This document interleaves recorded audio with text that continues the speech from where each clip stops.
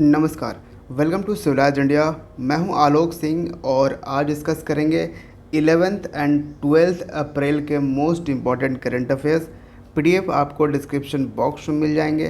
तो चलिए without any further delay let's start. और देखिए, एक बात मैं आपको बता दूं कि डेली करंट अफेयर्स का कोई अल्टरनेटिव नहीं है। जी हाँ, आप वीकली करंट अफेयर्स पढ़ लो, मंथली पढ़ लो या फिर कोई भी पढ़ लो, लेकिन डेली करंट अफेयर्स का अल्टरनेटिव आपको नहीं मिल सकता, क्योंकि डेली करंट अफेयर्स में आपको जो मिलेगा वो वैसे नहीं मिल पाएगा।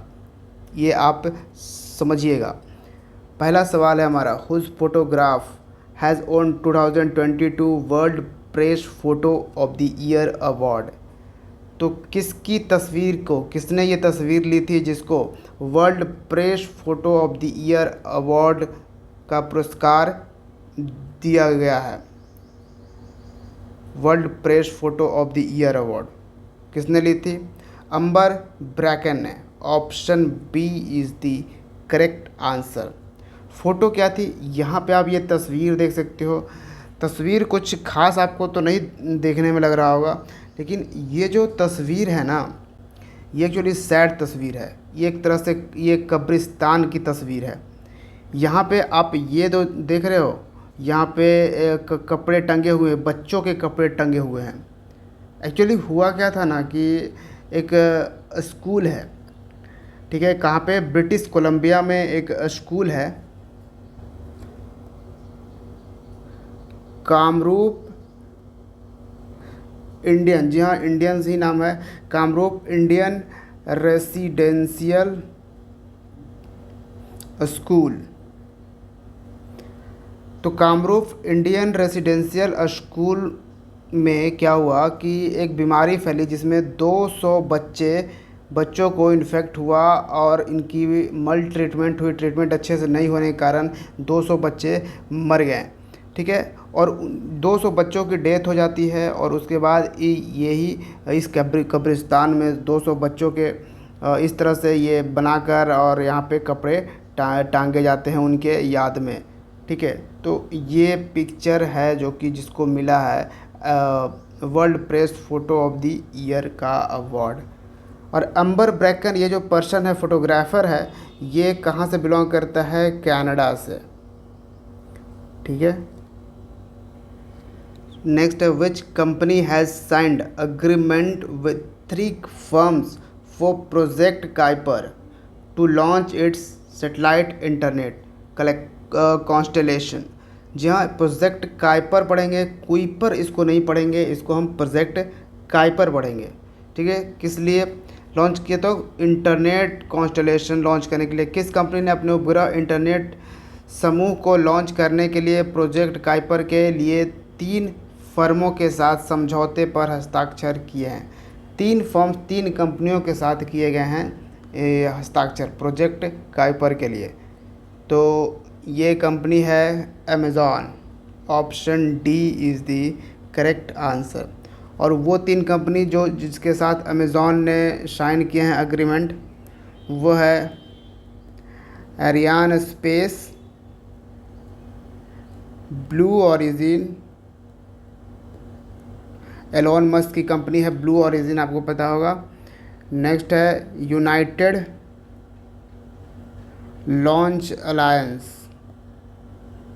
तो ये 3 कंपनियों के साथ ये समझौता किया गया है प्रोजेक्ट काइपर के लिए।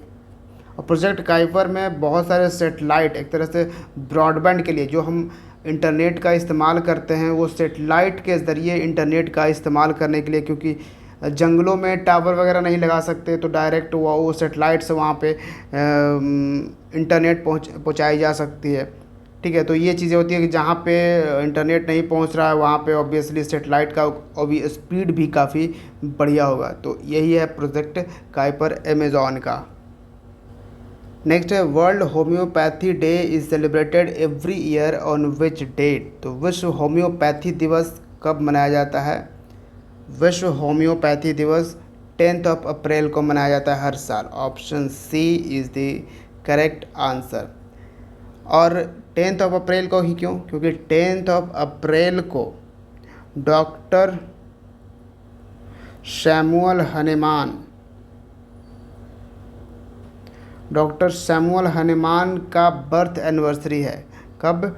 10 अप्रैल को। और डॉक्टर सैमुअल हनीमान वही हैं जिन्होंने फाउंड किया था होम्योपैथी को। जी हाँ।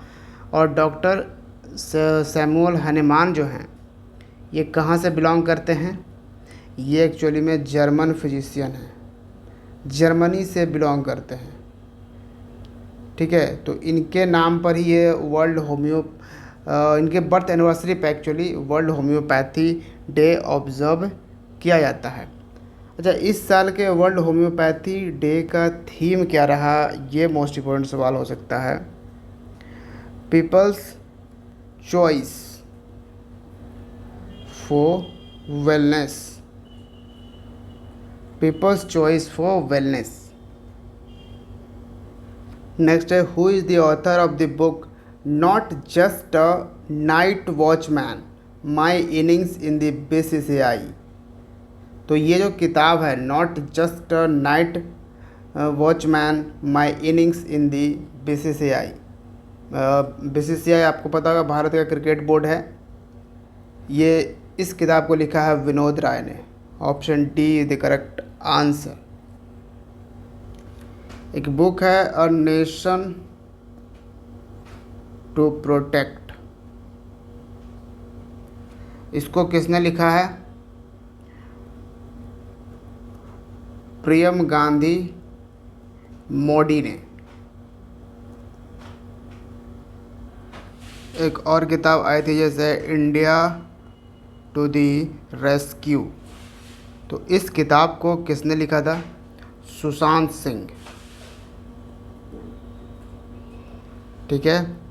एक आई थी ऑपरेशन खुकरी, और ऑपरेशन खुकरी को किसने लिखा था? राजपाल पुनिया ने।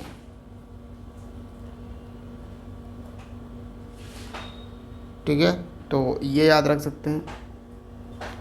एक किताब थी riding free my Olympics journey. और इसको लिखा था इम्तियाज़ अनीज़ ने। नेक्स्ट है, which states chief minister has launched N app named 106 for anti corruption mobile app. क्या नाम है 106 for anti corruption mobile app? इसको किस राज्य के मुख्यमंत्री ने लॉन्च किया है?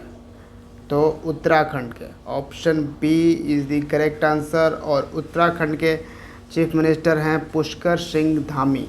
और रिसेंटली UKPSC का एग्ज़ाम हुआ था, उसमें से हमारे डेली करंट अफेयर्स से 14 क्वेश्चन आए थे। जी हाँ, 14 क्वेश्चन। तो आप इस चीज़ की इम्पोर्टेंस समझ सकते हो डेली करंट अफेयर्स का। ठीक है, तो उत्तराखंड में आपको 3-4 चीज़ बताता हूँ जो इंडियाज़ फर्स्ट था, यानी कि भारत में पहली बार हुआ है, जो कि कहाँ पे? तो वो उत्तराखंड में। ठीक है, ये 3-4 चीज़ कौन कौन से हैं?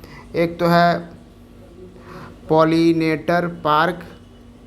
ये भारत का पहला पॉलिनेटर पार्क है जो उत्तराखंड में लगाया गया। भारत का पहला मॉस गार्डन, ये कहाँ पे? उत्तराखंड में ही लॉन्च किया गया है। भारत का पहला ग्रीन रामायण पार्क, ये कहाँ पे इनॉग्रेट किया गया है? तो उत्तराखंड में ही। ठीक है, और भारत का पहला फॉरेस्ट हीलिंग सेंटर, ठीक है, फॉरेस्ट हीलिंग सेंटर ये इनॉग्रेट किया गया है उत्तराखंड में। Next question, who is the chairperson of the advisory committee to guide the semiconductor mission.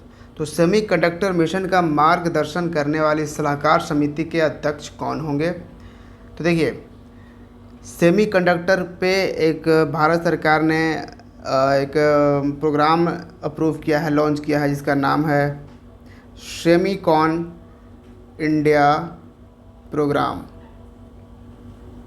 ठीक है, सेमीकॉन इंडिया प्रोग्राम के तहत भारत सरकार करीबन 76,000 करोड़ रुपए खर्च कर रही है भारत में सेमीकंडक्टर के डेवलपमेंट में, भारत में सेमीकंडक्टर में हम आत्मनिर्भर की राह में लाने में।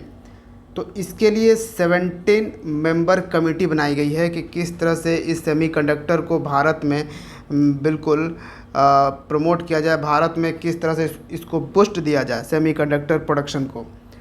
तो 17 मेंबर कमेटी बनी है। उस कमेटी को हेड कर रहे हैं Ashwini Vaishnaw. Option B is the correct answer. क्या है? अश्विनी वैष्णव। तो अश्विनी वैष्णव कौन है? यह है communication and electronics and information technology minister, और साथ में हैं ये रेलवे मिनिस्टर भी। ठीक है। नेक्स्ट है which country is the world's largest producer and exporter of palm oil. तो पाम तेल का विश्व का सबसे बड़ा उत्पादक और निर्यातक देश कौन बन चुका है? तो ये बन चुका है Indonesia. Option C is the correct answer. सबसे ज़्यादा पूरी दुनिया में अगर सबसे ज़्यादा मुस्लिम पॉपुलेशन किसी देश में एग्जिस्ट करती है तो वो है इंडोनेशिया। और इंडोनेशिया ने रिसेंटली डिक्लेयर किया है कि इसकी जो कैपिटल थी पहले जकार्ता, अब ये कैपिटल नहीं रहेगी। इसने अपना कैपिटल जो है वो चेंज कर दिया है। और इसका क्योंकि इंडोनेशिया जो है बहुत सारे आइलैंड से बना है, तो इसका एक आइलैंड है ईस्ट कालीमंतन आइलैंड, यहाँ पे इसका कैपिटल शिफ्ट कर दिया गया है एक तरह से ये। और इसका एक नया नाम भी दिया गया है, और ये नाम जो है हिंदू से रिलेटेड है, हिंदुइज्म से रिलेटेड है। क्या है कैपिटल? नुसांतारा। ठीक है, नुसांतारा ये प्लेस आपको कहाँ पे अब मिलेगा? ईस्ट कालीमंतन आइलैंड पे, जो कि इंडोनेशिया का पार्ट है। नेक्स्ट एंड आज का आखिरी सवाल, who has won the prestigious O Henry prize for short fiction. तो शॉर्ट फिक्शन के लिए प्रतिष्ठित ओ हेनरी पुरस्कार किसने जीता है? तो ये है Amar Mitra. Option D is the correct answer. तो ये किताब एक इनकी किताब है जिसका नाम है the old man of Kusumpur, और ये किताब आज से 45 साल पहले लिखी गई थी, और अब जाकर इस किताब को अवार्ड दिया जा रहा है ओ हेनरी प्राइज़। ठीक है। ओरिजिनली हालांकि the old man of Kusumpur ये जो किताब है ओरिजिनली बंगाली में लिखी गई थी। बंगाली में क्या नाम था? गांबुरा ये नाम था बंगाली में इस किताब का। तो इसको फिर ट्रांसलेट किया गया the old man of Kusumpur. तो ये था आज का करंट अफेयर्स। मिलते हैं हम सिविलाइज्ड इंडिया के दूसरे वीडियो में। Thank you for watching. जय हिंद।